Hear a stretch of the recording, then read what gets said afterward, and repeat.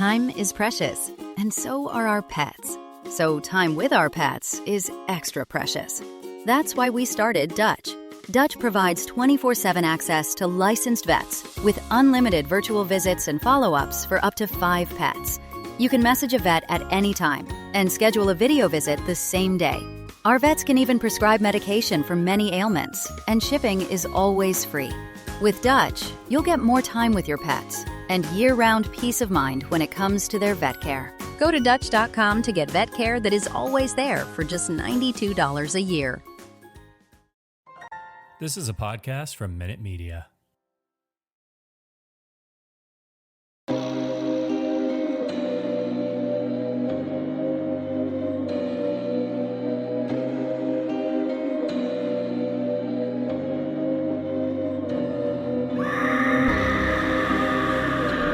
Hello, kitties. This is yours truly, the Crypt Keeper, and you're listening to Slashie Radio.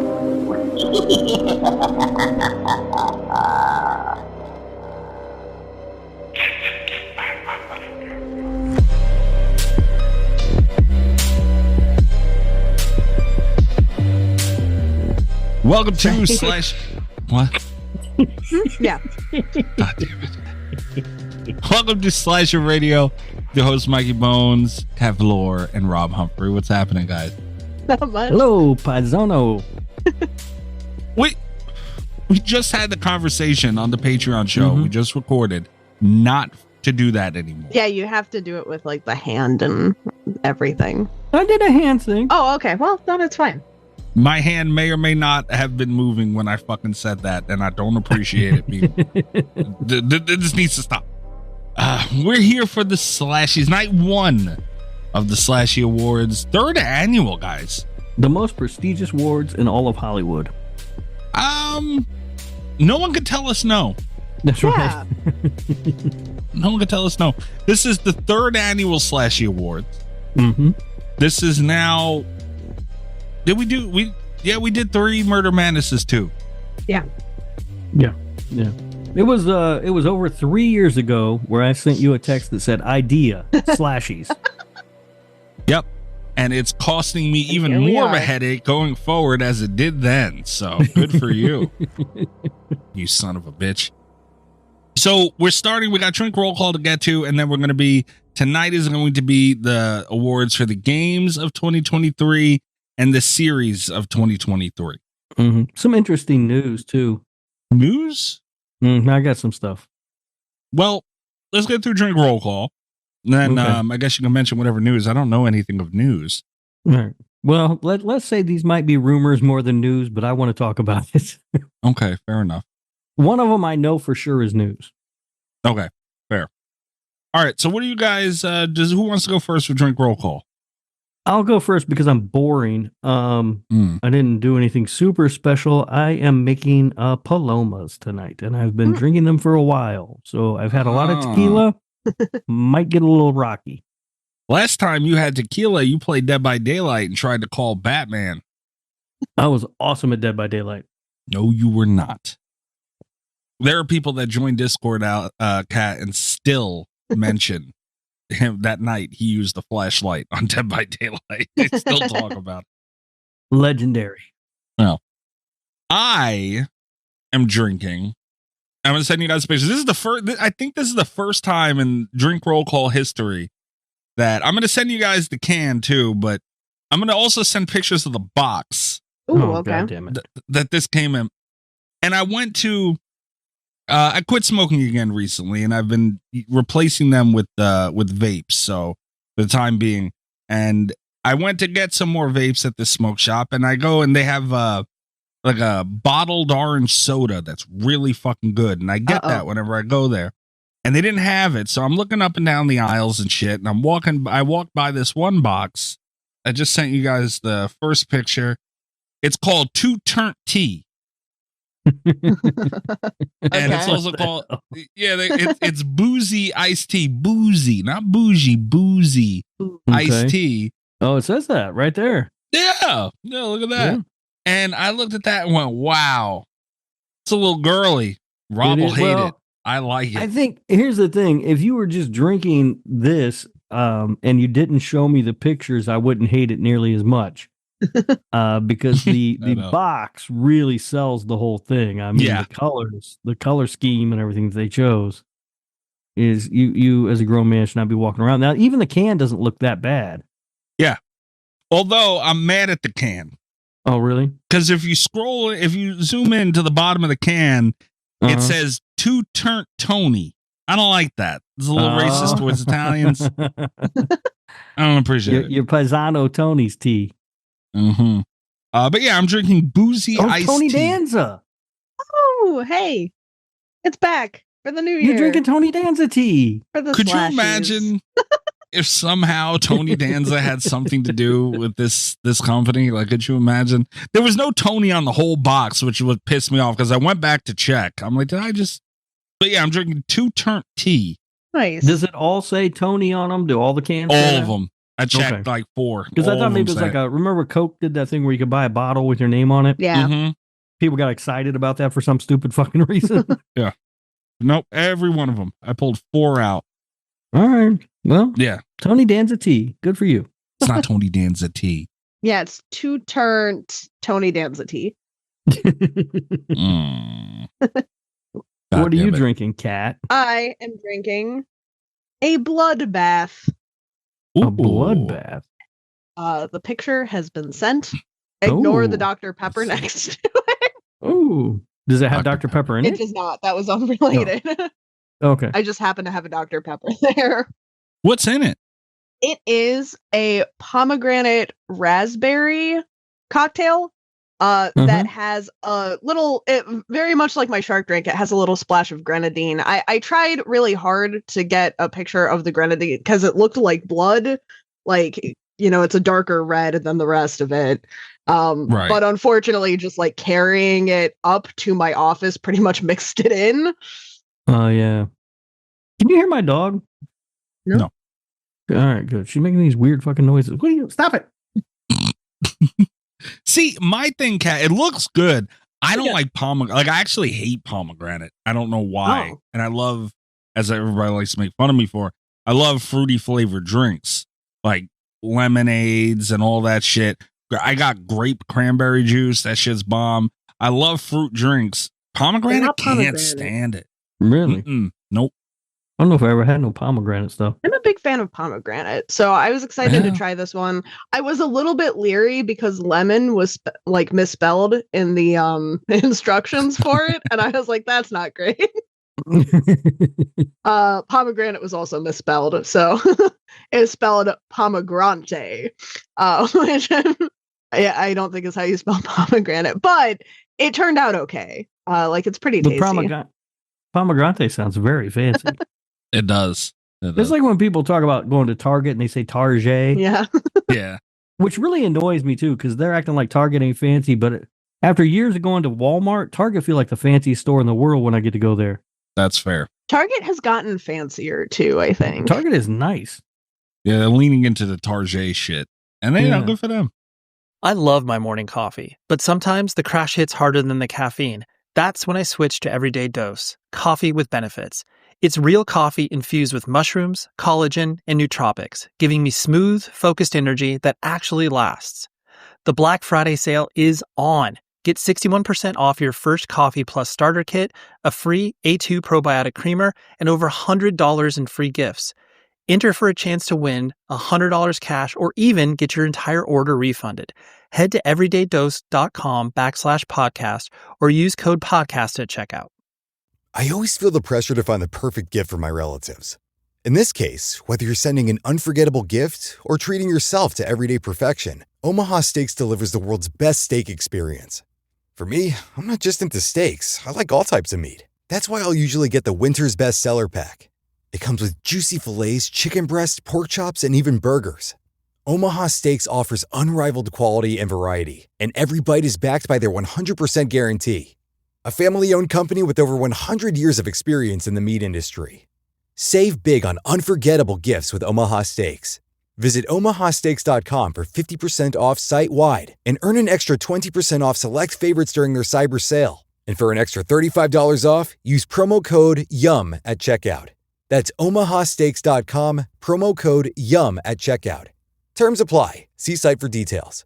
Go to omahasteaks.com to get 50% off site-wide plus an extra 20% off select favorites and more limited-time deals during their cyber sale. And use promo code YUM at checkout for an extra $35 off.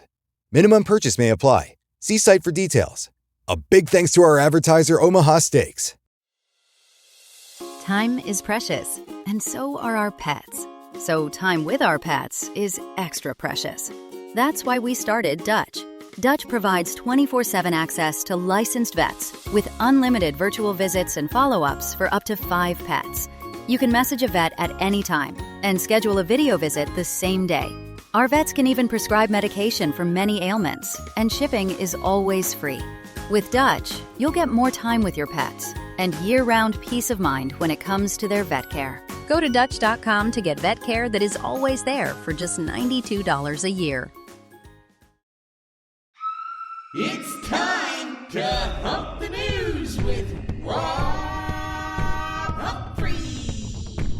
He's not a genius.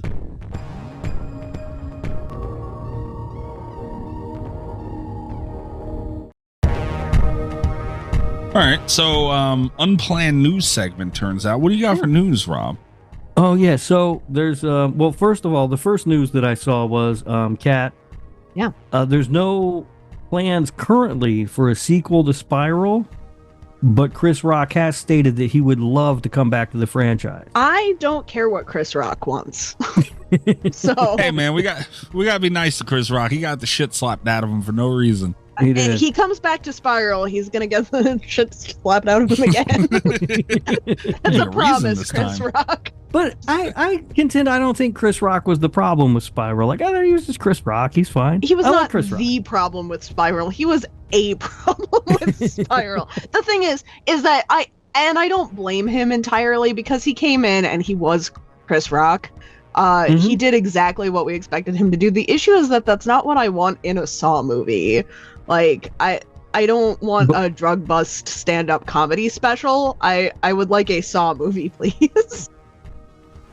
But what about a movie from the Book of Saw? I apparently don't want that either. Now I know better. No current plans, but Chris Rock is interested in it. That is the one that I actually saw reported. I read that somewhere. Okay. Now, I also heard a rumor. It's going around that it looks like Soxy is going to pick up right where Socks left off. Oh. So we get to see the game of catch? I think so. We're going to get to see him have a catch and go get an ice cream. I and hope that's the whole movie. I swear to God, that would be the funniest thing in the entire world. He's going to raise a small child and then go on to become whatever he becomes. But anyway, it's because Saw, they'll mess around with the timeline and stuff, so people were wondering where it was going to fit in, but apparently it's going to fit in right after the events of Socks. They almost had to, right? Yeah, they had to. Yeah. They kind of trapped themselves there. I mean, here's the thing, is that they didn't have to, but I knew that they were going to, because the fan response to what they did in Socks was pretty overwhelming, and they haven't had that kind of response with Jigsaw or, for good reason, Spiral. Yeah, they should have asked me for my response.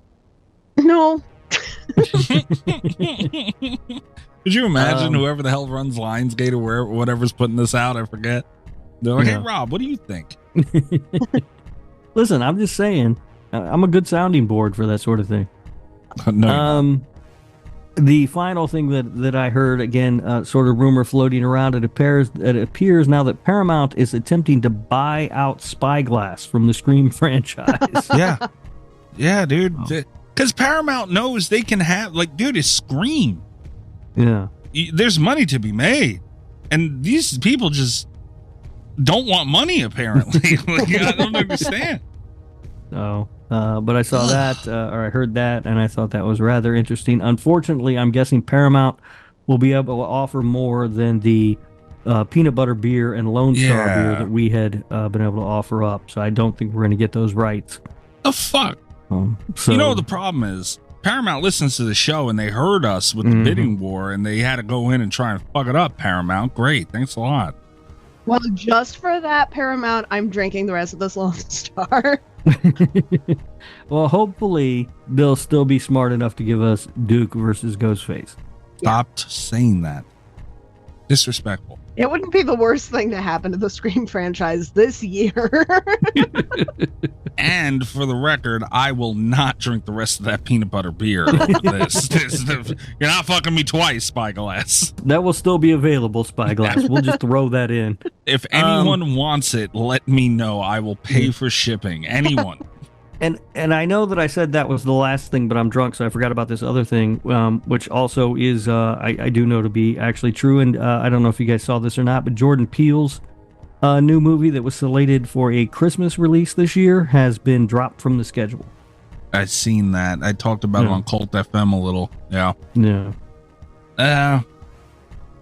Look, if it needs to be pushed back, it needs to be pushed back. So the reason that I saw was it just said strike-related delays. But if it was getting, so there was a lot of talk, and I was under the impression that it was going to be a Christmas horror movie. It was getting a Christmas release. If that's the case, are they going to make us wait a full fucking year? Are we not going to get this till Christmas 2025? Maybe. That would be something, huh? Yeah. If it's horror enough, we might be able to get it. I mean, they're putting out Terrifier 3, which is a Christmas movie in October. So that's the earliest we could get it if they stick with Christmas stuff. If it is Christmas stuff. Yeah, I mean, they do that. It's The Wonderful Knife was in theaters before Thanksgiving. I don't know. Hey, if it's not ready, it's not ready. Like, I'm never going to be, everyone fucking bitches about shit coming out, getting delayed. Like, dude, if it needs to get delayed, like, yeah, it sucks, sure, but fine. Don't put out shit. Yeah. That's why Slashie's out this week instead of last. Yeah, we do kind of have to be nice about it this particular week, I guess. Yeah, can't say nothing. All right, that's all the news that I had. Okay, fair enough. Do I gotta hit my button on the Slashie night? I was going to say no, but I have a couple that are relevant. I think you're going to appreciate the first one, Mikey. What do you mean first one? I'm trying to clean out the folder. Give me a break. And also, we don't have the Danza fact anymore, so she's got time. Yeah, I'm just trying to clean out this folder. You're gonna like the first one. It's okay. You're gonna love it. Yeah. Crazy idiot! Get the fuck out of here! You! Go ahead, go back to turning tricks and old folk and you pain in the ass! This is the Gabagooli Mystery Corner, where our listeners anonymously send in Italian memes making fun of me for being Italian. They're mean, they're buttholes, they're rude, it's not nice. I don't know why they do it. I don't know why we do it, but here we are nonetheless. The memes go up on Patreon, and we try and describe them on the show. This first one is to celebrate your new purchase. What the fuck is that? When it's time to record and you're a pastafarian. Wow. Are you gonna jerk off with that too, Mikey? No, this is disgusting. It's a bong with. That's like, it looks like Chinese noodles in the fucker. Who would do that? It's a bong with noodles in the water and it's brown and that's fucking gross. So you did not like that one to celebrate your new No, why would I like that? Well, no. Maybe you'll like the next one. Yeah, maybe you'll like the next one. The next yeah, one. because there's another one. Yeah, the next one is to help you feel better about Rob using his hands when he speaks Italian. It's a good reminder for everyone. It's educational. Oh, great. Italian speaking mode on. Meow. Okay. It's a cat looking at its paw. I don't know why the capiche, like making a capiche hand thing is the reference. I don't like we've had so many of these, and fuck breakbrunch.com too, by the way, because at the bottom of this meme it says more awesome pictures at breakbrunch.com. No, this isn't awesome, so I don't think anything else you have is awesome. Fuck breakbrunch.com. They wanted credit for that bitch. They made sure to put their watermark on it. Oh yeah. Imagine you don't get credit for this. There's a million fucking cat capiche memes on the goddamn internet. Breakbrunch.com's got the first one, apparently. Fucking Christ. I know. It's terrible. I feel your pain, Paisano. Kiss my ass, stop saying that. Did you do the hand? Did the cat remind you? Okay. Of course I did the hand. I'm also so drunk I can't remember whether I'm supposed to put an O on the end of it or not anymore. You're not. These were terrible to me. Like, even at the standard of, like, I don't like any of them. I have a couple more if you want to keep going. No. Ooh, fun new game. We just go until Mikey finds one he likes. Ooh. No, I don't like that at all, actually. And yet and still, I feel like we won't run out of doing this goddamn segment, is the crazy part. So, we do still have 2 months left in my phone. In the old folder. Great. Yeah, 2 months. You can do that standing on your head, Mikey. No problem. Oh, yeah, no problem. But then we have another folder, apparently. I don't know. Yeah, I'm moving stuff into a new folder. So. Yeah, so. It's called Ooze. Anyway. Why you gotta do that? Because you deserve it. I had your back. No, you didn't. I was sticking up for you, Paisano. We're taking a quick break and we'll be right back with the Slashies Night 1. Son of a bitch. Fucking grab bongus. That's disgusting. I'm deleting that. I can't delete it yet. Fuck.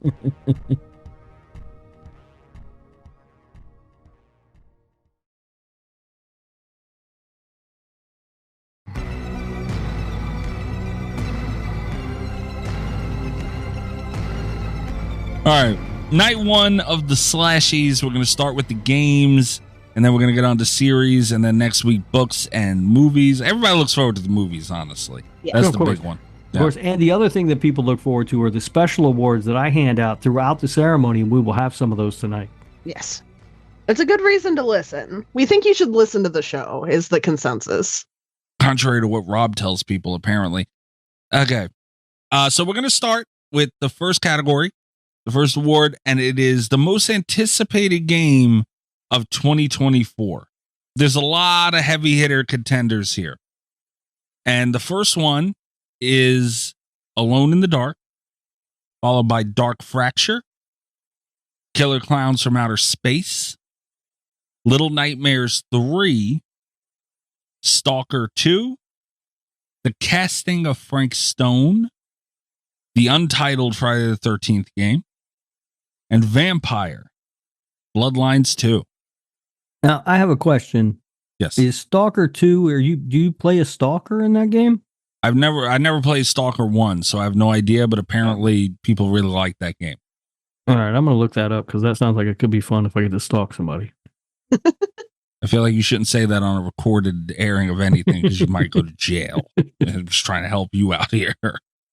All right. I'm guessing you guys, your favorite would be Little Nightmares 3. The Casting of Frank Stone. I voted for the casting of Frank Stone as well. Really? Or I voted for Untitled Friday the 13th game, but I believe I voted for the casting of Frank Stone because I don't believe we will get Untitled Friday the 13th game in 2024. Okay, that's fair. Yeah, of course. The casting of Frank Stone is super massive. I love their games. Yeah. It's also Behavior who made Dead by Daylight. I know. And you don't love those games. I'm a master at their games, though. Sure. Terrible. And Stalker, by the way, is a first-person survival horror game. I'm not interested at all. Okay. I voted for Killer Clowns. And, casting of Frank Stone, Behavior and everything else, that's great. And I'm sure it's going to be phenomenal. But the whole story aspect, just personally not for me. And Killer Clowns looks fun as fuck. And the winner of the first Slashie is Killer Clowns from Outer Space. By a good margin, too. People are looking forward to it. Yeah. Followed up by Untitled Friday the 13th game and Vampire, the Masquerade Bloodlines 2. I don't know what that is. I never played it either, man. But apparently people like it. I was not as big a fan of Bloodlines as some of the Vampire the Masquerade IPs, but I think would have been my second choice if I had 2 votes. Okay. So I think it's kind of nice to see a little bit of love for it. I'm not upset that I didn't win, but okay, that's a nice nod. Yeah. All right. Next award is for Best 2023 DLC release / update. Oh, we're not going to find this one. You don't need to. The nominees are the Alien release for Dead by Daylight, followed by Black Nancy, the Texas Chainsaw Massacre Killer Survivor map release, the Chucky release for Dead by Daylight, the game rework for Phasmophobia, the Separate Ways release for Resident Evil 4, and the Winter Kills DLC release for the Outlast Trials. I honestly don't remember what I voted for. It was between Alien and Chucky for me. I voted for Chucky because Nick Cage wasn't nominated. Ew. No, he wasn't, but should he have been? Yes. Yes. You think? Yes. It's Nick Cage. He should be nominated for everything. As a matter of fact, next year, Nick Cage will be a nominee for every single category. Yes. I understand, but these are like, that was a character. And yes, it was a DLC release, but these things are like maps, rework, a lot of content. Nicolas Cage, Becky. God damn it. All right. And the Slashie goes to Dead by Daylight for the Chucky release. Yeah, that's... people were, I think, really excited about that one, right? Yeah. Yeah, it was Chucky in Dead by Daylight. Yeah. I will say, now that I've played the game a little bit, I hate playing against the Chucky because you can't see that little short son of a bitch when he's running around. Yeah. But they did a really good job with it too. I think that, like, for me, it's cool because they had to rework so much just to figure out how to get him into the game. That's what I was going to say. If for nothing else, people wanted to see it and what it would look like, how it would work, and they fucking did it, dude. And honestly, Alien didn't get as much love as it was second. I was wrong. Okay. So Alien was the second one. I might have voted for Alien because like Jonesy and the attention to detail there was phenomenal. Yeah, they did some cool stuff with that. They did. But yeah, that deserved. Not mad at that. Yeah, but I also, with Alien, I hate that Nostromo map. So that Nostromo, you haven't gone against an alien yet in a game, have you? Oh yeah, I have a couple times. Did you? That tail is a motherfucker, isn't it? Yeah, you got to set those fucking things up to burn it, and burn, kitty, burn. Burn, kitty, burn. Yeah. All right, next award is for best voice actor. And there's a lot of heavy competition here. I also want to protest this because Nick Cage was added after I voted and after Rob voted. Yes. So whatever the math is here, it's wrong and unfair.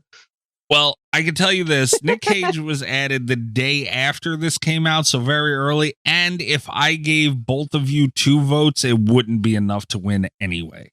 Wow. So, that being said, I think you should give both of us 2 votes.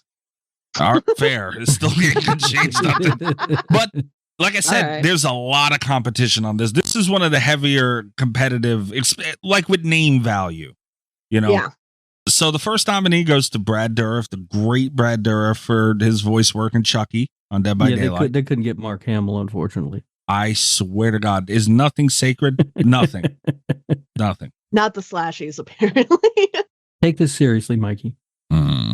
Next nominee is friend of the show, Damian Maffei, for his voice work with Johnny in the Texas Chainsaw Massacre.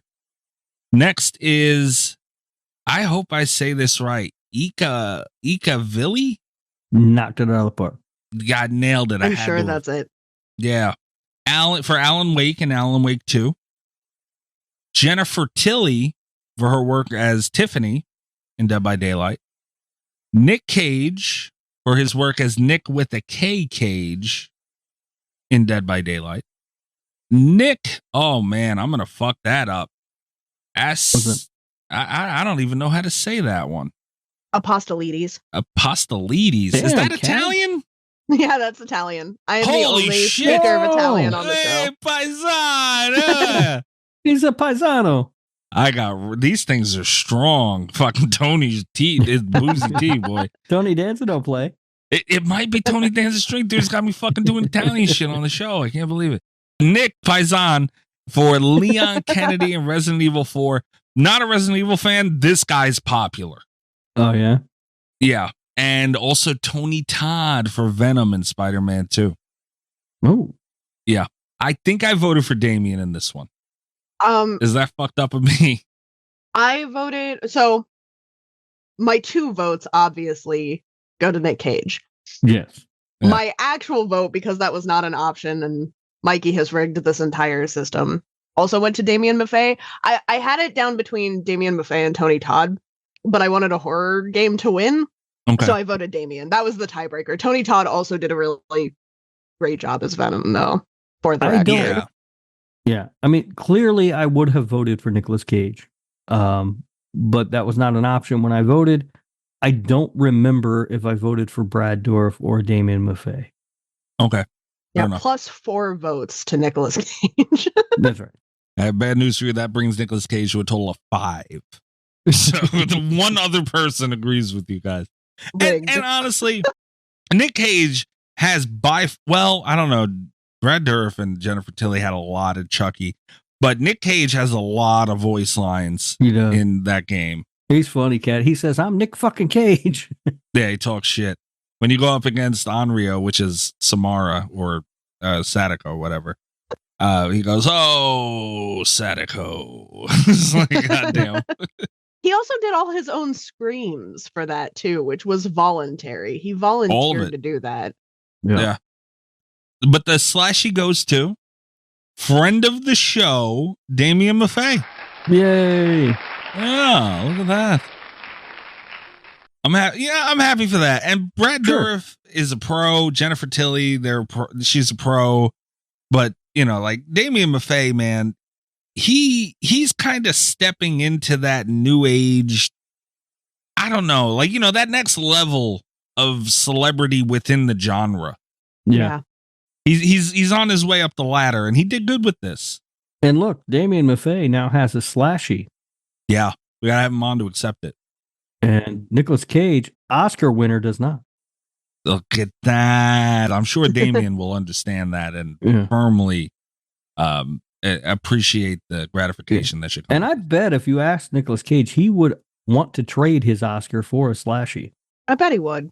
I bet if we ask Nicolas Cage, his publicist will email me 3 times telling me that there's no K, that there's a K on the name. Wait, but there's a K in the nomination too.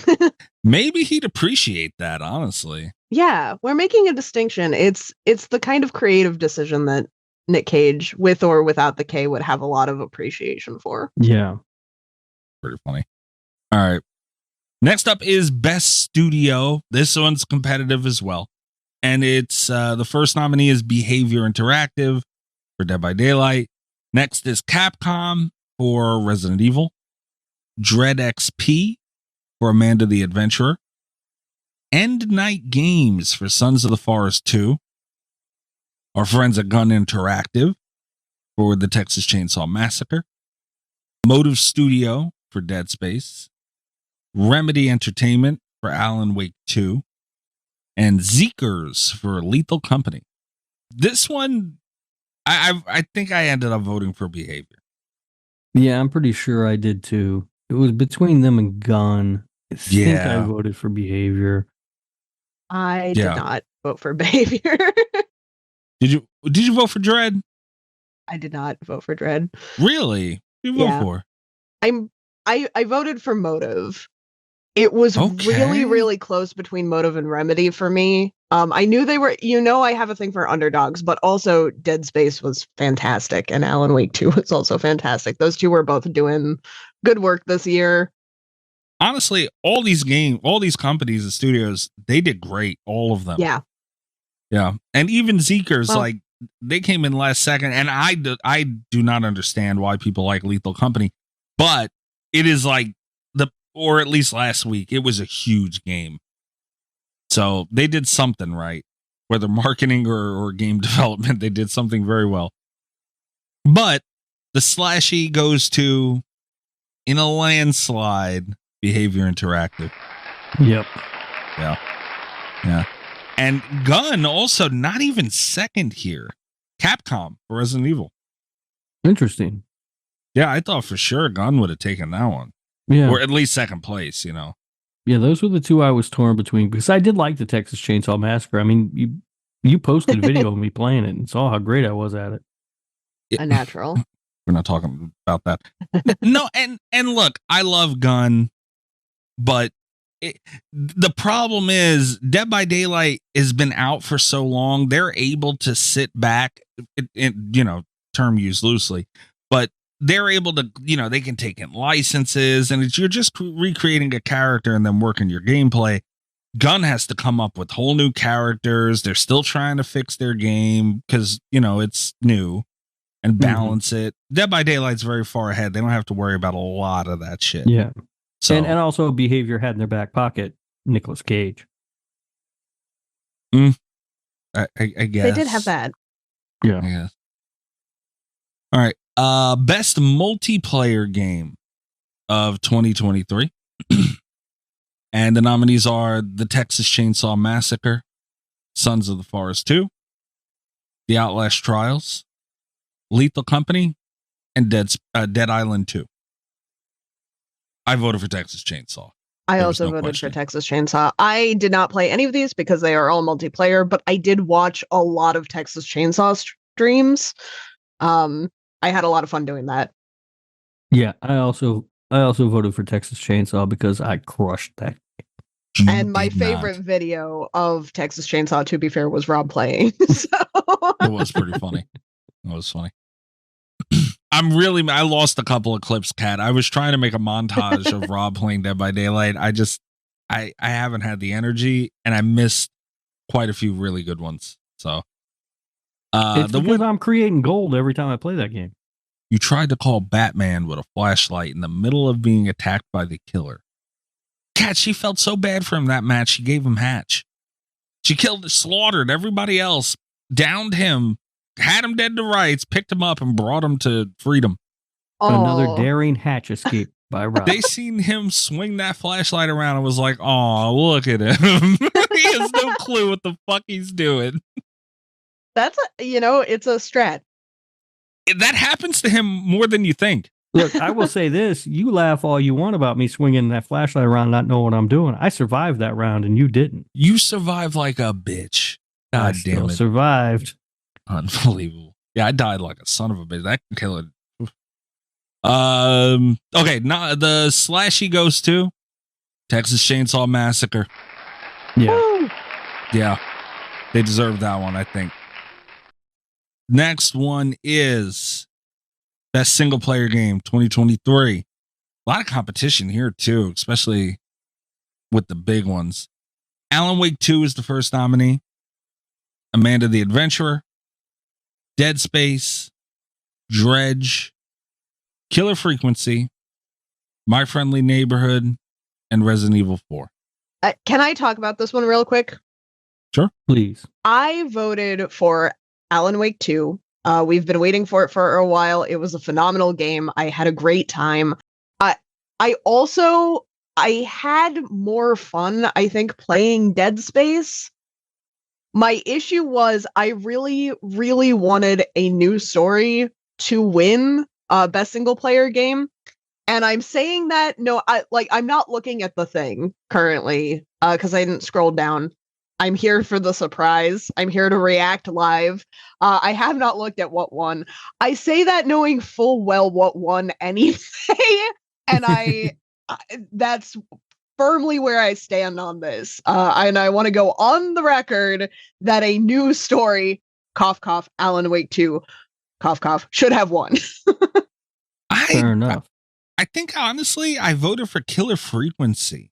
I also voted for Killer Frequency. Did you? Mainly because of these games, that was the one that I had watched gameplay of and enjoyed.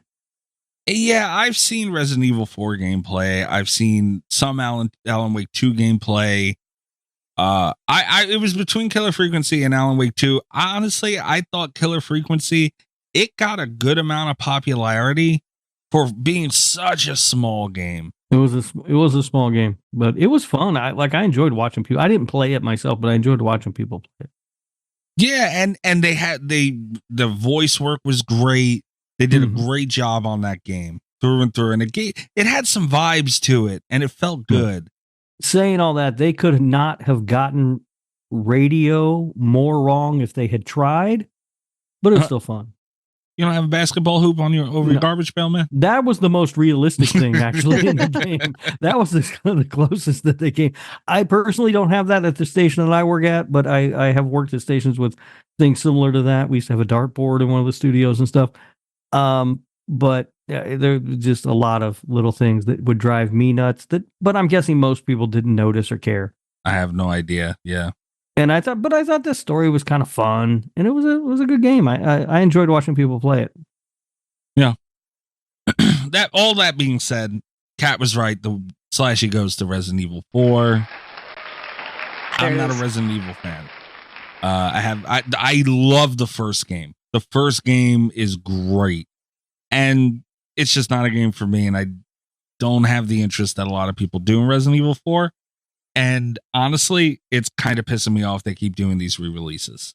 Yeah. So, that's true too. Don't understand. But hey, if they're going to make money for shit they already did, it's hard to blame them. I think it was more impressive when they did it for the first one than the second one. Yeah, because the first one and the second one needed it a lot more. Right. People still, I know people that still play through the fourth one. We didn't need this. Yeah. Yeah, sure. The best indie horror game for 2023. And the nominees are Amanda the Adventurer. Dread Central's been putting out a lot of gaming stuff too, by the way. Yeah. Amnesia is the next one, The Bunker. Deceit 2, which I got a key for and never fucking played it. I kind of forgot about that. Killer Frequency. Lethal Company. My Friendly Neighborhood. And Oxenfree 2, Lost Signals. I think I voted for Killer Frequency here again. I definitely did. I did as well. It was really close for me between this and Amnesia the Bunker, but ultimately I went with Killer Frequency. Yeah, I know I voted for Killer Frequency because I've never even heard of any of these other games. So, yeah, I'm not. But in full disclosure, I'm not as big a gamer as you are. And the games that I play tend to not be the kind of games that get nominated for awards on this show. Yeah. Currently playing the hell out of Coral Island. It's a good time. The fuck is What that? if Coral Island won a Slashie? Jesus Christ. It was a world. It's a great game, but it's not, it's not going to get nominated for anything on this show. It's not scary. Okay, so the Slashie goes to Killer Frequency. Oh, good. Okay. Woohoo! I'm glad they got something for that game because it was a lot of fun to watch people play it, and I do think it was a great story and stuff. I agree. If they need a consultant about radio things, I'm available. Hey, man, they could have used you. Yeah. Although nobody would appreciate that, but you, honestly. Good Lord, did they get some stuff wrong? I'm very surprised Lethal Company didn't win. If this would have came out the week it was supposed to come out, Lethal Company might have won that fucking game, boy. People loved it. And here's the final Slashie for the video game section, and it is the big one. The best 2023 horror game. Games that came out in 2023.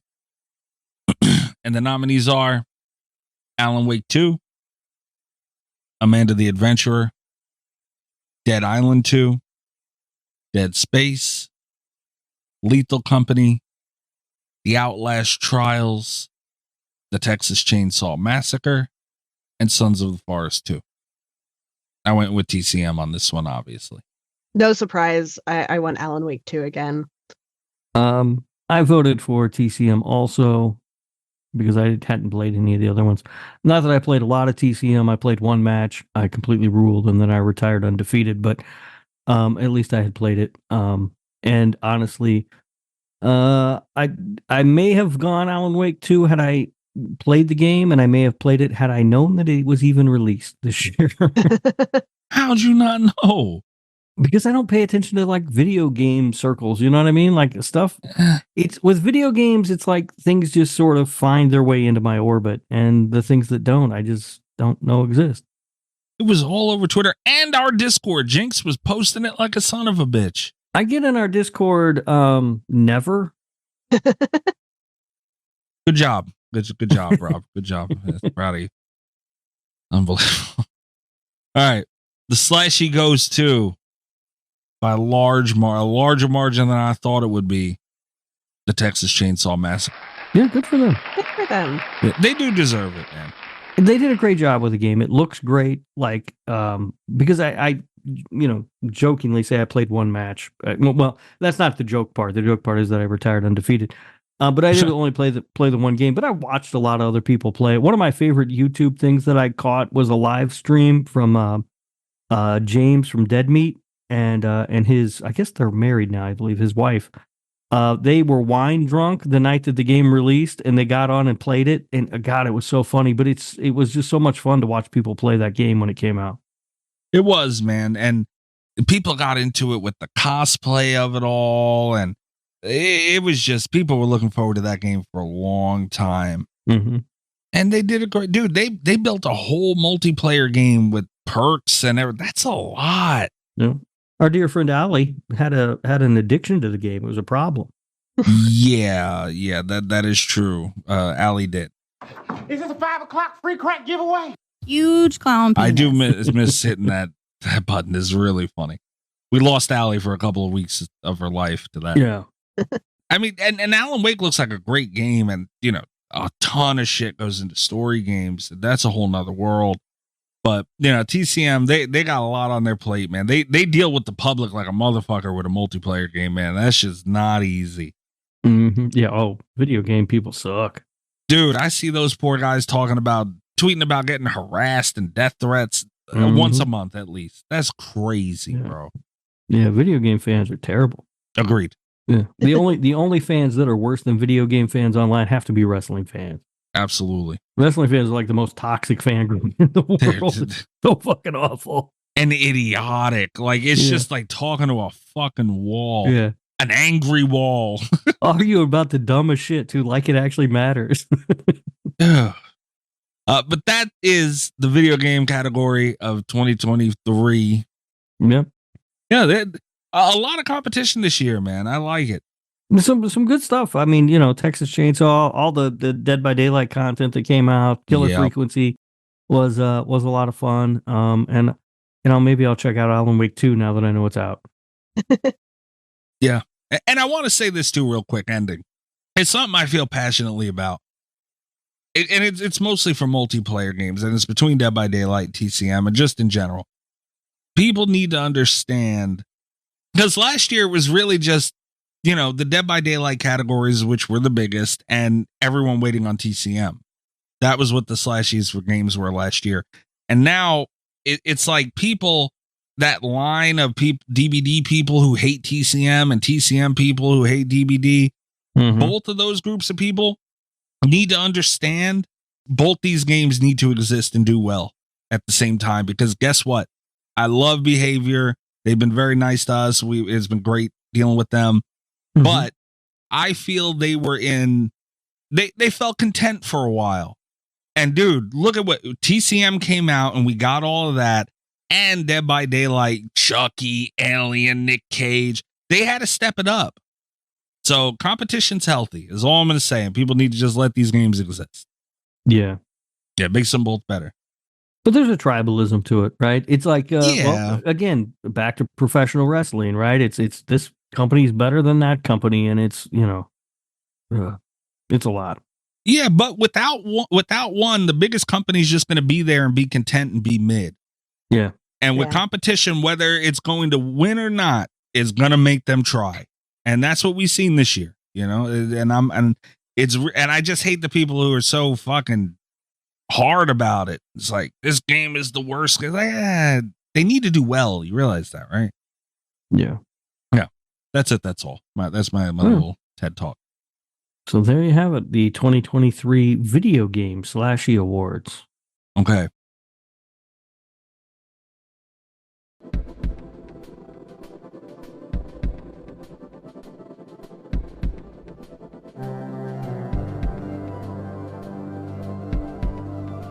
Are we ready to get to some special awards?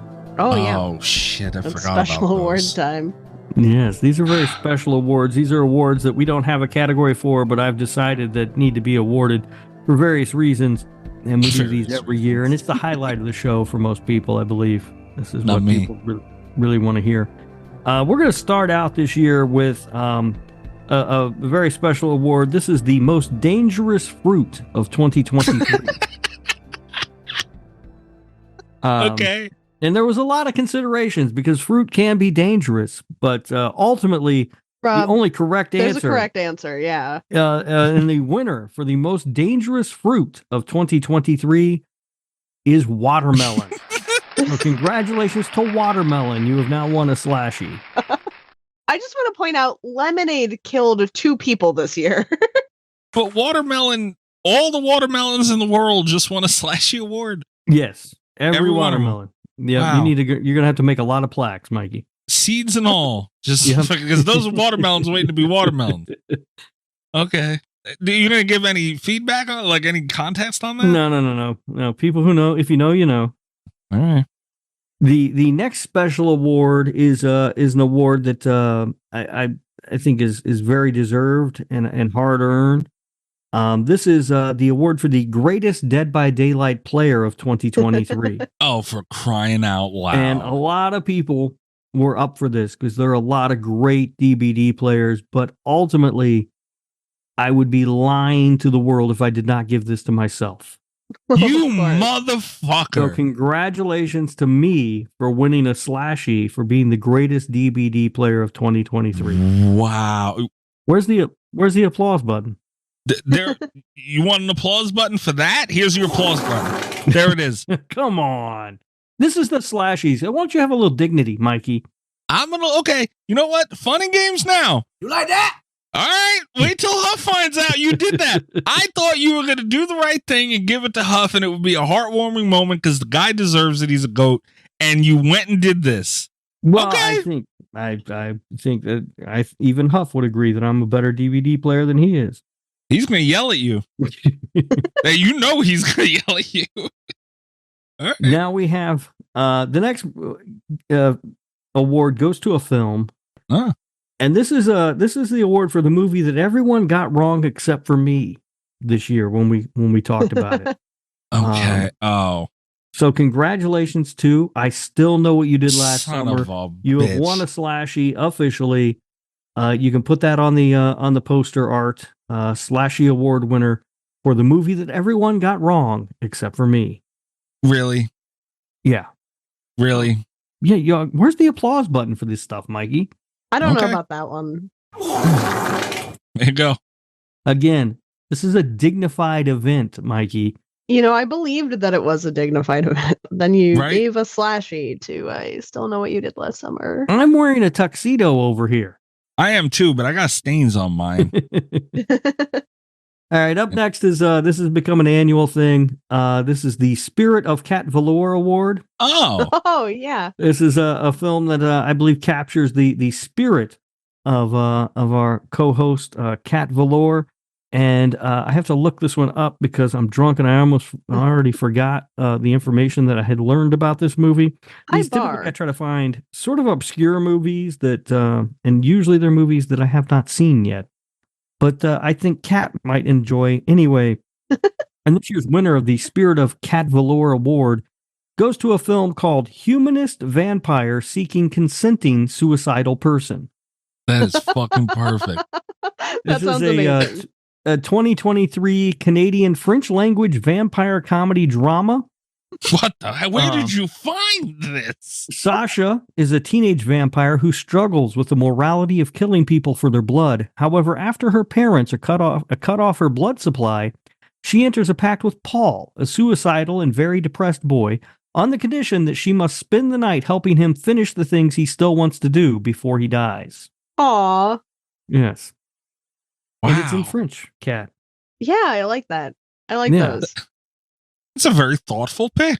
Yeah, I appreciate it. And you did good last year, so we'll revisit this in a few weeks to see how you did this year. All right. Along with that, we also have the Spirit of Mikey Bones Award. Yeah, here we go. And this is a movie that I believe sums up the spirit of Mikey Bones, much in the same way as Cat. And this year's Spirit of Mikey Bones Award goes to a film called The Jester. What? Yeah. It works on a couple of levels because you are a clown, but also because I think it might be a movie that you would enjoy. It is a slasher film. And the plot synopsis: a malevolent being known as the Jester terrorizes the inhabitants of a small town on Halloween night, including two estranged sisters who must come together to find a way to defeat this evil entity. What year did this come out? Because this sounds suspiciously like the movie that won this award last year. No, the movie that won this award last year was called Bitch Ass. Yeah. Oh, that's right. Okay. Yeah. Yeah. So you had last year. My movie was Bitch Ass, and now it's Jester. Are you making a sentence? We got to do this for another 4 years to figure out what you're trying to say? What the hell, man? No, I think the whole sentence is bitch ass Jester. Right? If you will remember last year, when I said bitch ass, you got all high and mighty and upset. But then when I described bitch ass to you, you went, oh, yeah, that does sound cool, actually. Yeah, I remember that. This is a movie. It's a slasher film, which you like. It takes place on Halloween night, which you also seem to like movies that take place on Halloween night for some reason. That's true. So I thought maybe you would enjoy it. Favorite. The nerve of you. I remember that. And I got mad initially when I heard the Jester because that's fucked up. But then I calmed down a little bit and I woo-saw because I'm like, okay, this happened last year. Maybe he picked me a really cool movie. You notice I'm still mad now. Why are you still mad? Because no, that sounds mid. I don't like that. This is a shitty award. You know what? Here we go. Come on. You happy? You are ruining the slashies, Mikey. You're ruining the slashies. Hold on. We got to stop the whole show now so I can send you the poster for this movie. Yeah, let's so see you can the poster. See that it is. I think this will really turn you around on it. If this is stupid, I swear to God, I'm taking this suit off and I'm leaving. All right, I'm sending it right now. There you go. Look at that. All right, that looks kind of cool, but still. See the tagline? Now you see me, now you die. No. Yeah, I'm gonna admit they should probably punch that up a little bit. It's a Dread Central film too. No, it's a little better now, but still, I'm kind of mad. Why you gotta come up with fucked up names for me, man? I thought you would enjoy it. Kat, I hope you like the humanist vampire seeking consulting suicidal person. Yeah, I hope so too. Yeah, he doesn't seem on board with this. No, he doesn't. No. I'm going to go ahead and get this one out of the way. This is a big one normally, but this year was tough. And so I kind of, I don't want to say I punted on this award because this girl, she was going to win this award at some point anyway. It's inevitable. But I felt like I kind of was like, this is the year to give it to her because I didn't have any I just didn't see many great entries for this one. I'm talking about the very coveted Emma Roberts Crazy Eyes Award. Oh. Yeah, and not a lot of great entries. We got to find some more women with crazy eyes to put in movies. But there is one person who clearly is destined to win this award eventually anyway. This seems like the year to do it. So it goes to Mia Goth for her work in Infinity Pool, or pretty much any movie she's ever been in. I think that Mia Goth has the crazy eyes. It's certified. It is now official. She has won the Slashie. Congratulations to Mia Goth. Okay. But I do feel like that's kind of like the easy pick, right? She was going to win eventually. Yeah. Yeah, it was going to happen eventually anyway. But it was one that I kind of kept like, I was kind of like looking for somebody else because I felt like, man, that's a really easy pick, but. Yeah, she deserves it. She deserves it, man. Yeah, well, she did, and I just didn't see anybody else who came out because last year she almost got it last year because she was in Pearl last year. She has crazy fucking eyes in Pearl. Yeah, crazy eyes. But she should have won last year. Well, at the end of the year, that girl. I don't remember the actress's name, but she pulled it out. Riley Dandy. Yeah, was that her name? Yeah, I'm googling that right now. Are you sure? What was she in? Remember, we Googled her to see what she looked like, and we found the crazy eye picture that found us. Yeah, that is her. You remembered her name. Wow, look at you. She was in Christmas Bloody Christmas. Oh. Yeah. But yeah, so yeah, Riley Dandy came along on Christmas Bloody Christmas, and I was like, hold on, we might have a winner here. Kat found the picture again. I found the same picture. It's the first picture now. Yeah. That picture finds you. And again, Mia Goth was going to win this award. There's at least one other person that I can think of who is going to win this award eventually too. But it's like I'm trying to find ones that are maybe, not so secured in everything that they're in to give it to first. Yeah. But Mia Goth, she got it. This was her year. Okay. Next up, we have an award that I'm calling the Greg. Second time. Yeah. And this is for the person who has the craziest opinion of the year, basically. Yeah. And this year, the Greg is awarded to Will the Thrill. Oh my God. Yeah. Wow. Yeah, that goes to Will the Thrill for his insane Halloween rankings and his take of putting both Halloween Ends and Halloween 3 so low on his list. I don't know what he was thinking. I don't know where this comes from, but I was completely taken aback by the whole situation. You were correct in doing that, Will. Congratulations on your Slashie, sir. You deserve it. Not for what Rob said. You are now a Slashie Award winner along with Watermelon, Will. Congratulations. And Mia Goth. Damn, man. And along those same lines, we also have an award named after one of our other patrons, and this award is called the Leah. Ah, yeah. And this is awarded annually to the most annoying patron. Wow.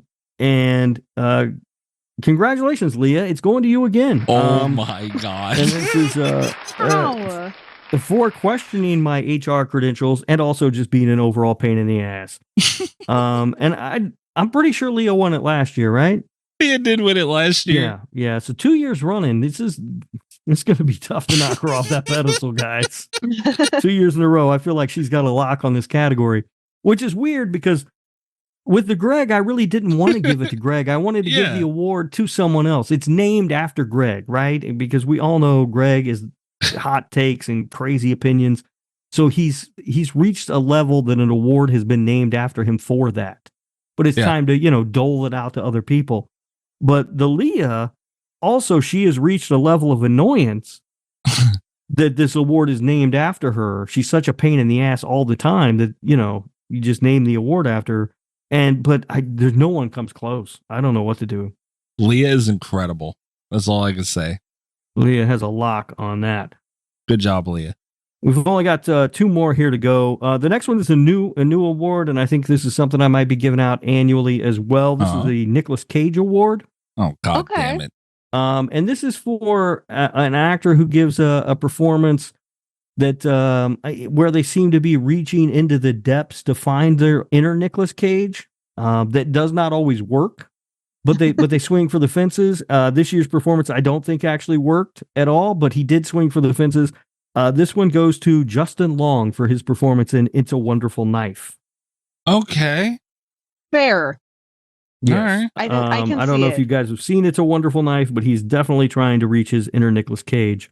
I agree with you. I don't think it did work, but you can see the there was an energy there that he reached for. No one is Nicolas Cage. No one except for Nicolas Cage. But I admire the effort to try to reach that level, and Justin Long very much did try in that movie. I thought the Nick Cage Award was for somebody else who if somebody fucked the most puppets this year. No, but next year we'll have a Mikey Bones Award for somebody who's got the most jerk off hands. There is no way that no one else owns at least 2 of those hands. All right, there's no way. You can buy 8 at a time. I don't know why anybody would, but you can. All right, and then the final special award for this week's for the opening night of the Slashie Awards is something that I'm pretty proud of. This one, actually. This is the award for the strangest decision of 2023. Okay. I think it's a 3-way tie. We're all still doing this show. It's not necessarily a good decision. It's not necessarily a bad decision. It's just a strange decision, right? We've been hanging out down south too long. He sees rednecks doing dumb shit, and he's just like, that's an award. This award goes to the person who decided to release Scream 6 in 3D. Because remember, that was a thing. When that movie came out, it was released in 3D to theaters. Yeah, no, I saw it in 3D. And it didn't need to be in 3D. There was no fucking reason. It clearly was not shot to be in 3D. It wasn't. But someone somewhere just went, yeah, fuck it, let's do it in 3D. And fuck it. Yeah, you get yourself a Slashie, whoever that may be. I don't know if you got a raise or if you got fired, but congratulations. Let's be honest, no one's there anymore. They either got fired or left. And I assume you guys have too. You've seen Scream 6 not in 3D. Yeah. Right? It doesn't change the experience one damn bit. It's the same fucking movie. It's not different at all. So yeah, that guy, a guy or girl, I don't know who made the decision, gets themselves an award. Congratulations. Good for them. They won an award. Yeah. And look, maybe they didn't get fired for that decision because that is, believe it or like I believe the highest grossing entry in the franchise. And I bet the 3D ticket sales, those extra few dollars you have to pay, maybe help. And I bet, regardless, they're not there anymore. And just like everybody else. But yeah, just an odd decision. Not saying it's good, not saying it's bad. Just strange. I like this award a lot. Just out of curiosity, just because I was curious, I did Google who made the decision to release Scream 6 in 3D. And the first search result is an old thread called "To 3D or Not to 3D" by the right Scream 6 ticket. Another reason for concern involving the Scream 6's unexpected 3D release is the fact that the movie clearly was not shot in any native 3D format. No, it wasn't. All right. There was no way that was. There's not shit coming at the screen. There's no reason it needs to be in 3D. All right, and while we're in these in between awards, we are giving out the award. No, not in between awards. There's special awards in between. While we're in the filler award. Come on, Mikey. While we're in the bullshit awards, is that better? Did I fix it? I hate you people. We're gonna give out an award. Damn it! I don't want to make it positive. The most bleeps of 2023. I don't know if they should get a Slashie for because everyone's gonna be cursing like a goddamn sailor around here, and I'm gonna have a lot more work to do. But anyway, the most bleeps for 2023 goes to one Rob Humphrey. Oh, that's my second Slashie of the night. God, the first one's bullshit. You're gonna get yelled at for that. Best DVD player 2023 and the most bleeps. Holy shit! Slap my and call me Sally. And he starts already. I don't even have a file made yet for 2024. You're giving me more work already. God damn. Well, I think of us as a team. Like when there's work, we just right out, Mikey. He's just, see, I shouldn't have called it an award now. Yeah, you've created a couple of monsters. We'll probably be able to just rename this to Rob going forward. But Rob, you ended the year. I think you should call it the Gangbang Award, and then every time you have to adjust it, you get 2 points. I thought I could wait a second because I'll remember 2, but Kat's just fucking. You only got 1 though, because you could say gangbang, but you can't say. Oh fuck. Okay. Son of a bitch. Right. Can you say? Yeah, I can say gangbang. You can't say gangbang. You're still saying gangbang. Yeah. You ended the year just shy of 50 with 49. That make you mad? A little bit. I feel like you gypped me somewhere along the way. Nope. Did not. Kat, you had 15. Okay. I had 30 plus 1, and there's an asterisk next to it that says Rob made me do it. I don't remember quite what that means, but I made you say. Yeah, you did. You're up to fucking 5 already. He wants to make sure he hits the 50 threshold for this year. He's gonna clear it. I had 30 and then the 1. EyeRChris had 5. Greg had 6. Amber had 1.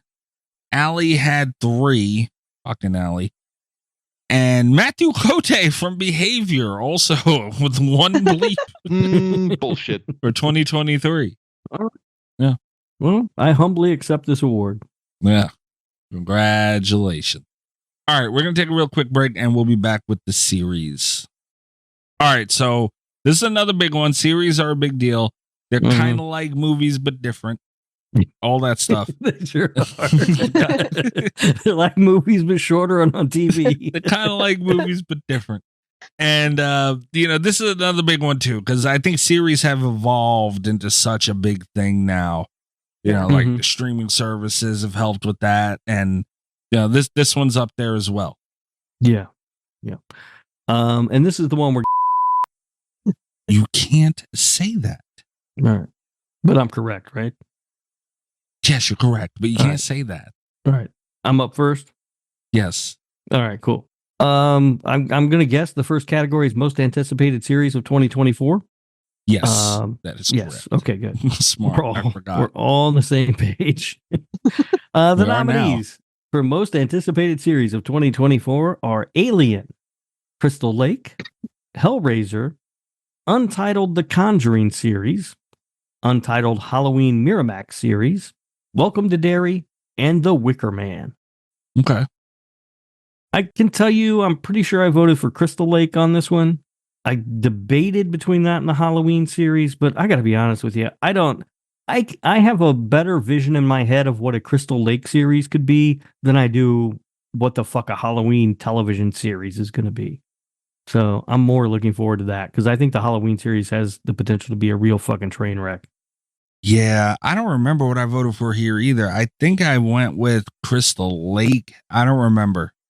I also voted for Crystal Lake. I'm actually most excited about The Wicker Man, but I did not know that it was a thing until I went to vote for this. So I felt bad at choosing it as my category. Yeah.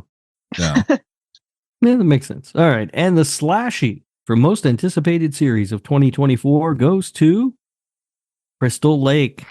Nice. There we go. That's what we all voted for, and apparently the majority of our listeners did as well. And yeah, I think a lot of people are looking forward to this. And also, I mean, we haven't had any Friday the 13th stuff in a while. So yeah. That's, I didn't think about that. Yeah, it is honestly, other than Welcome to Derry and The Conjuring, these are pretty good selections here too. I mean, I don't think Welcome to Derry is going to be bad. I do. It's going to be, I don't know. It could be good. Okay. You want me to do the next one, Kat? I think sure. I don't know what order we're going in. Well, we'll just go from the top for now. Okay. All right. Best Actor from 2023 series. And the nominees are Bruce Greenwood, Fall the House of Usher, Jeffrey Dean Morgan for The Walking Dead, Dead City, Norman Reedus for Daryl Dixon, Lakeith Stanfield for The Changeling, Matt Krusty. How the hell did you say that? Sure that's it. Nailed it. I'm 1,000% sure that man's last name is not Krusty. Dude, it starts with a C and a Z. American Horror Story. I hope he didn't win.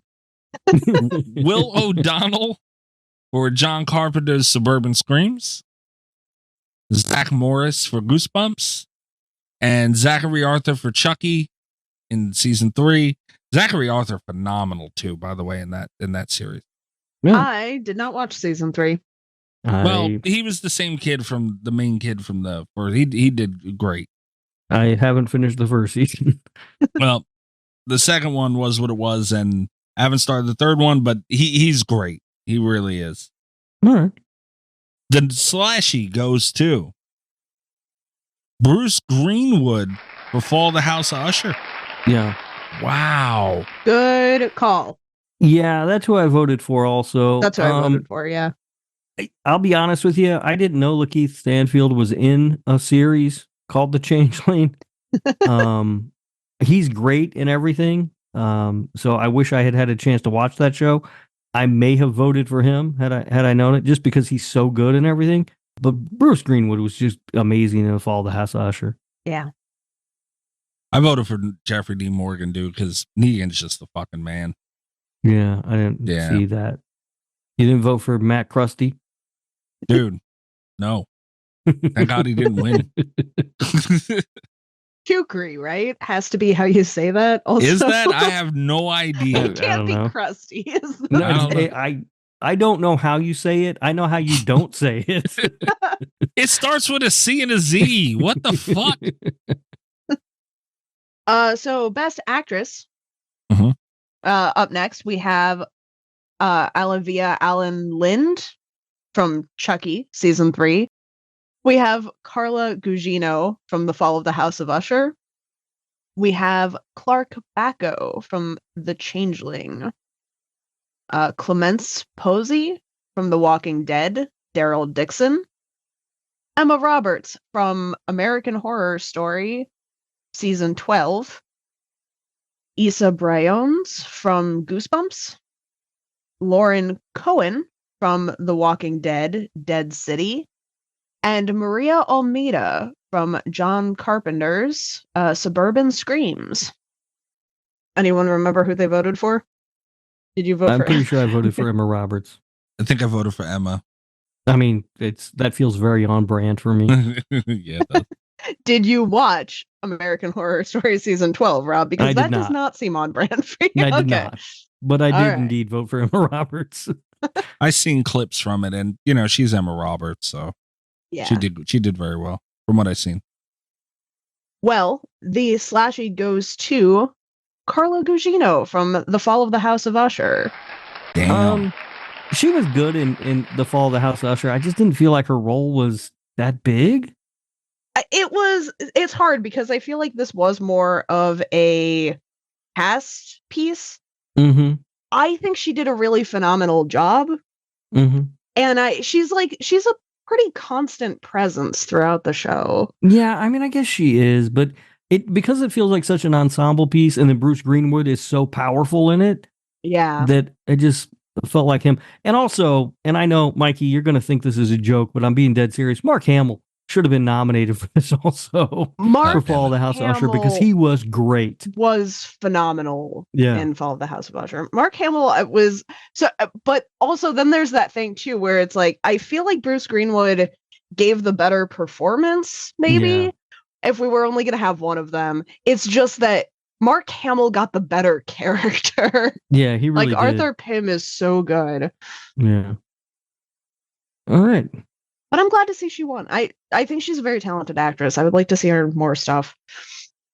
All right. Did we announce the winner? Yes. Yeah. Okay. I'm drunk, just so we're all aware. Unbelievable. So some things I'm might not gonna fly lie. by me. While I was reading the nominations, I had the idea. It's like if any of these people's names starts with a C, I have to read it as Krusty, right? But none of them did. Yeah. All right. So that brings us to Best Director. And the nominees are Alexis Martin Woodall for American Horror Stories Season 3, Daniel Percival for The Walking Dead, Daryl Dixon, Eduardo Sanchez for The Horror of Dolores Roach. I've been watching Eastbound and Down. Has anybody watched that show? Of course not.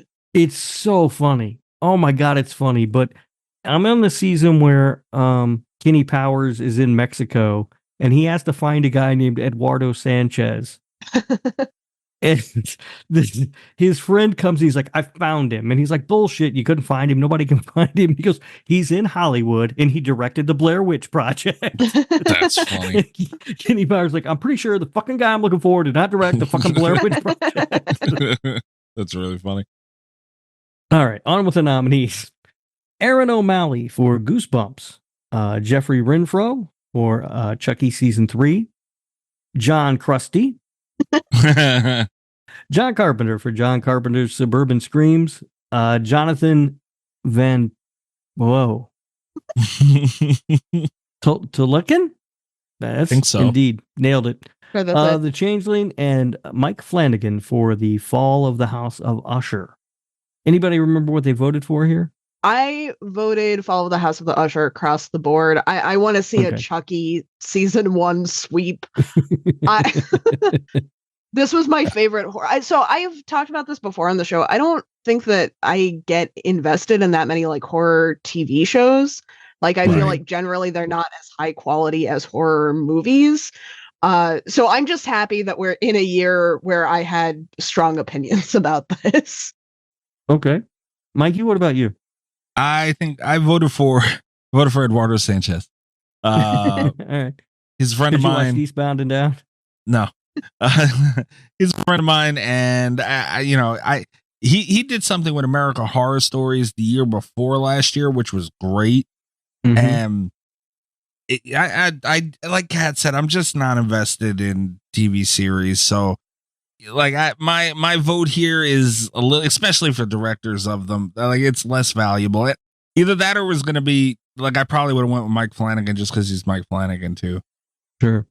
I voted for John Carpenter because it's John fucking Carpenter, but also I think the story of him, how he only directed one episode of that show. And him directing it from his couch at home remotely is the most amazing John Carpenter story ever, right? Like, I will say, if we had a story about a director, I would have voted for John Carpenter because that's amazing. Yeah, he's like, fuck it, I'm not going. I don't remember what country they shot it in, but it was in Europe somewhere, I think Eastern Europe, and he was like, I'm not going there. I'll just do it from my couch at home. And almost won a Slashie for it. Almost. But he did not win the Slashie. The Slashie goes to Mike Flanagan for The Fall of the House of Usher. Nice.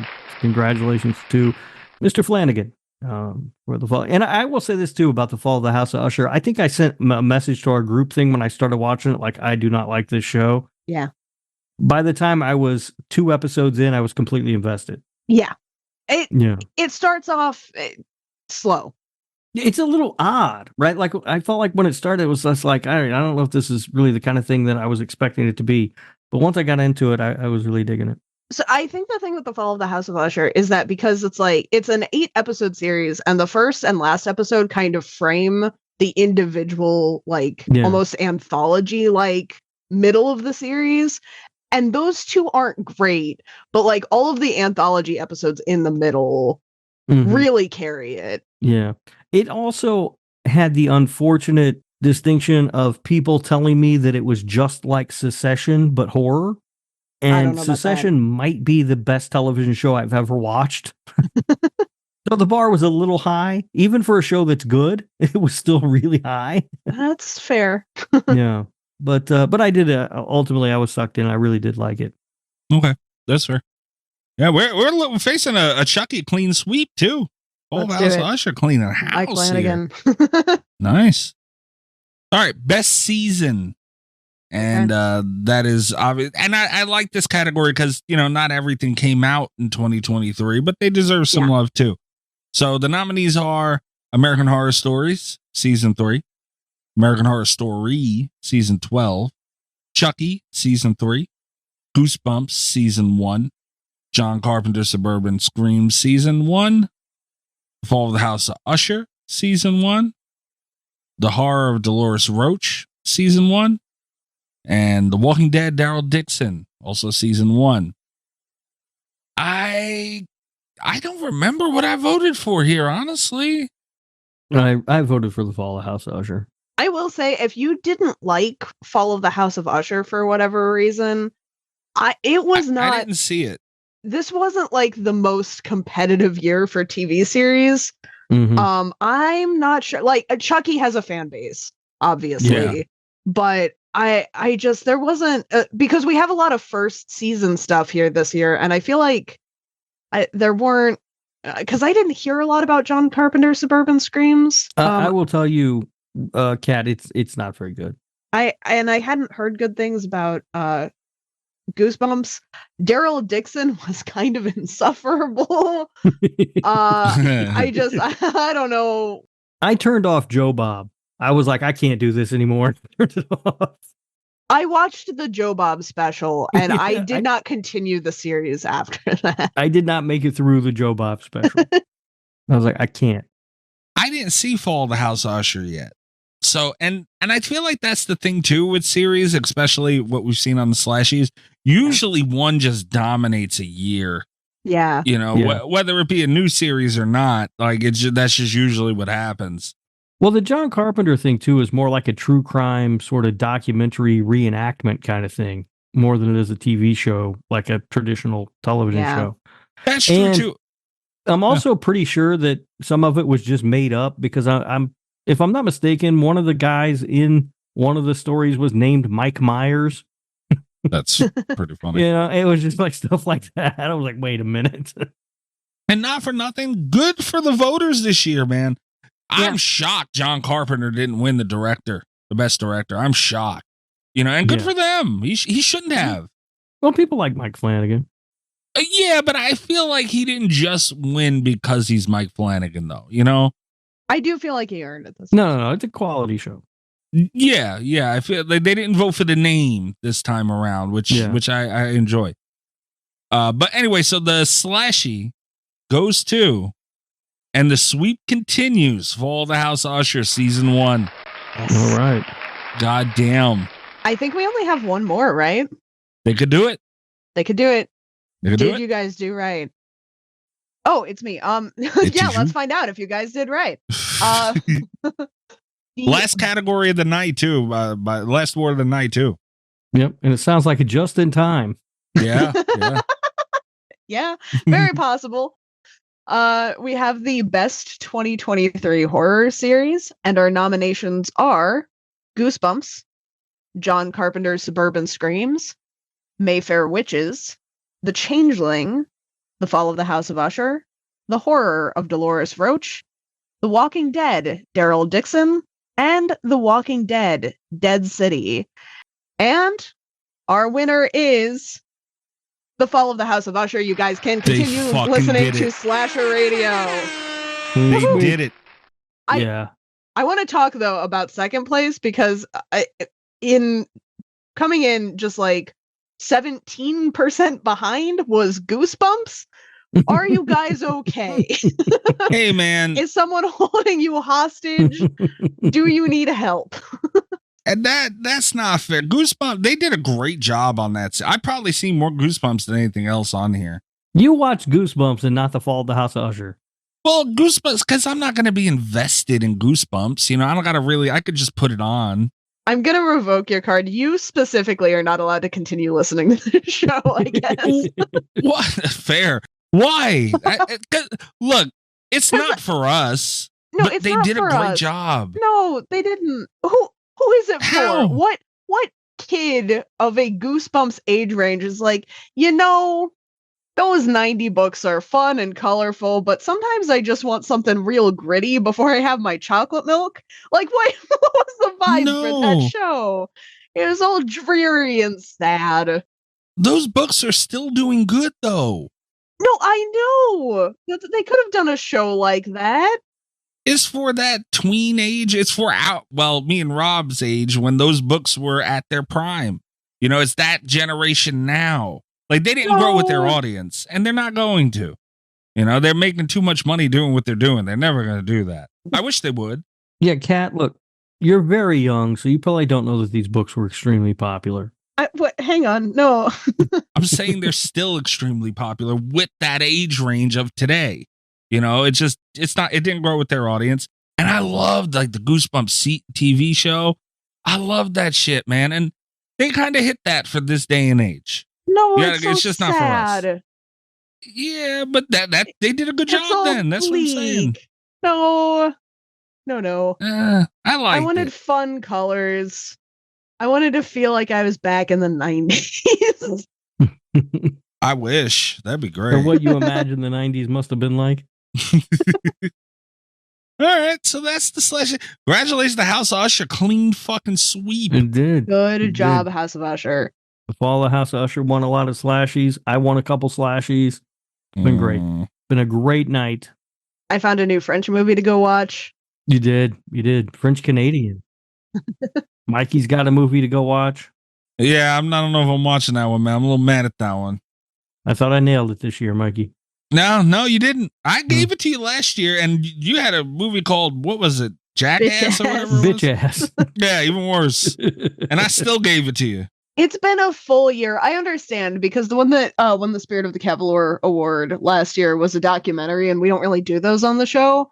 But how have we not watched Bitch Ass on this show yet?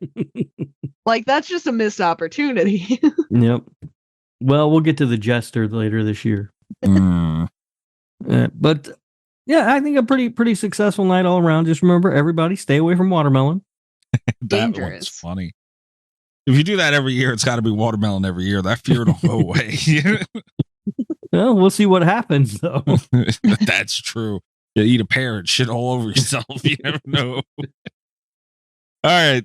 Night 1 in the books. Night 2 next week. Books and movies. The movies, there's a lot of categories for the movies too. So a lot of love going around. I don't look at what's winning until we do this. So you want me to tell you? Don't look. You're gonna see. Oh, I'm revoking. That's it. You're revoked now. You get it back next week. But be sure you can still vote on books and movies right now. So make sure to go to our Twitters and in the description of this episode, just like the last one, you'll be able to vote there as well. So let's get some more in there last minute. Voting for this closes entirely at midnight on the night of the 13th, this coming Saturday. So make sure you get them in, and you can check out our Twitter at Slashie Radio, patreon.com/Slashie Radio. This shit is strong.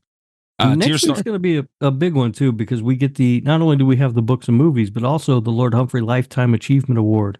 Yeah. We will find out who is going to stand in the Slashie Radio Hall of Fame alongside Amber and Al Bundy. Yes, it is the Al Bundy you're thinking of. Yes. The highest honor. Yeah. Not Ted Bundy, as someone thought we had nominated. Oh, yeah. I don't remember who that was, but someone. Huge clown penis. We would never leave our patron alone in the Hall of Fame with Ted Bundy. Some of them might like it. Chris will give him a run. Chris and Greg will outdo Ted Bundy or will go running.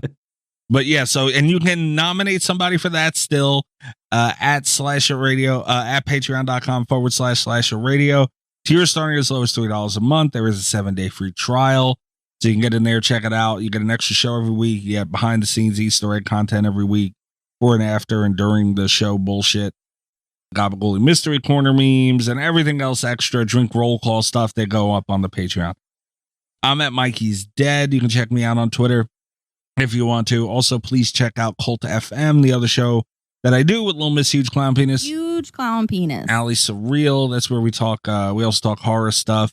We went over the upcoming movies and games coming out for 2024 this week. Oh, that's fun. Yeah, and it felt like a long episode. So they all do. That. Yeah, I know. I talked in depth about Terrifier 3 and 2. I know Rob doesn't want to miss that. Yeah, I can't wait. Rob, where you at? I'm on Twitter at RadioRob123, and you can listen to the other show that I do with Kat, the Nick fucking Woo Cagecast, Nick effing Woo Cagecast, if you're searching for it in your podcast app. And we just have put out our episode on Face Off with special guest EyeRChris. Ooh. First guest on the show. Yep. Hell of a deal. Hell of a deal. And you never know what's going to happen with Chris, so you're not going to want to miss it. And we haven't recorded yet, so we don't even know what happens with Chris. Right. Yeah, there's a whole lot of time jumping going on here. But, no, it's a very respectable show, though. I trust Chris. Yeah. Yeah, it's a respectable show, but Rob tells people not to listen to this show on that, so I don't know how respectable it is. A respectable show. It's a respectable show over there, and I don't want people coming here expecting the same thing. Am I still banned over there, man? Yeah. Yeah. Earlier today, you talked about Nick Cage fucking puppets. That's the kind of talk that got you banned in the first place. Yeah. Not only that, but we've got a standoff with the bands anyway, because you banned me over on Cult FM for nothing. Hey. I didn't do that. The secret panel of cultists did that. I didn't do that. All right, well.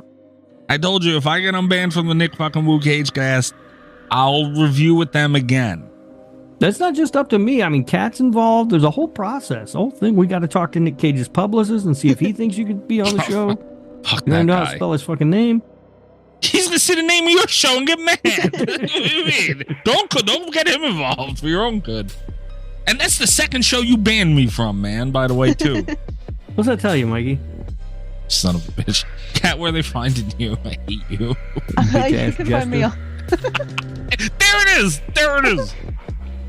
You can find me on Twitter at cat_velour, VOLEUR. You can check out my website, catvelour.com. At the time that this episode has come out, I believe my new book is out now. Hey. So pick up the Desert Island game wherever you get your books. That's exciting because I pre-ordered it. Oh, exciting. Yeah. Nice. you've got another weird book coming your way. All right, guys. Night 2 of the Slashies next week. Good night from Slasher Radio.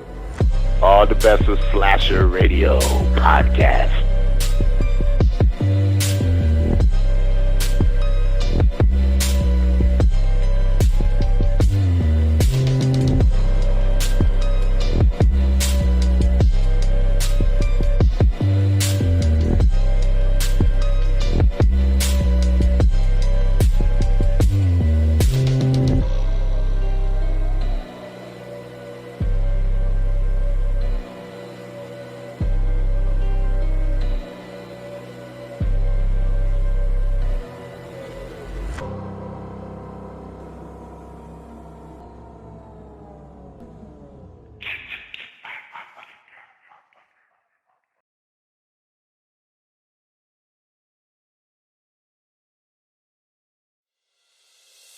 Time is precious, and so are our pets.